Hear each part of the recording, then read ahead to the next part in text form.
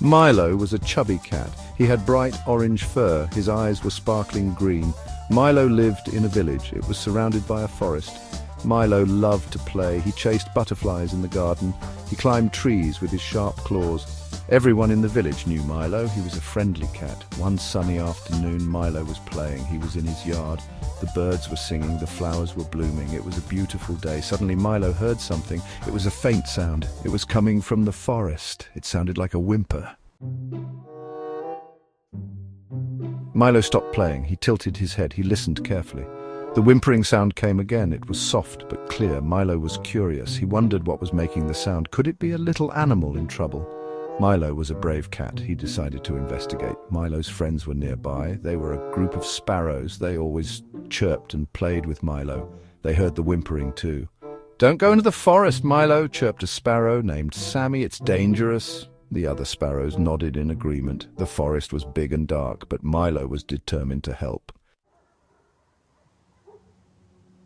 Milo took a deep breath. He stepped into the forest. The trees were tall and thick. The sunlight could barely get through. Milo was a little scared, but he kept going. He followed the whimpering sound. It led him deeper into the forest. He walked over fallen leaves and twisted roots. He pushed past bushes and ferns. Finally, Milo saw something. It was a small brown bird. It was lying on the ground. It had fallen out of its nest. The nest was high up in a tree. The baby bird was too small to fly back up. It was whimpering because it was scared.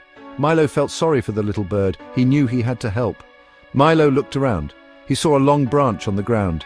He gently picked it up with his mouth. He carefully carried it to the tree. He stood on his hind legs. He stretched his body as high as he could. He gently pushed the branch against the nest.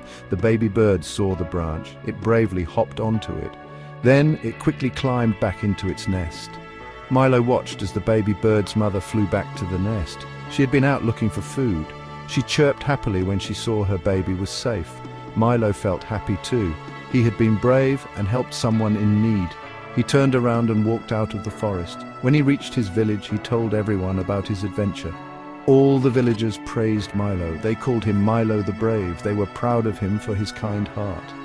Milo learned that day that bravery doesn't mean being the biggest or the strongest. It means having a loving heart and helping others.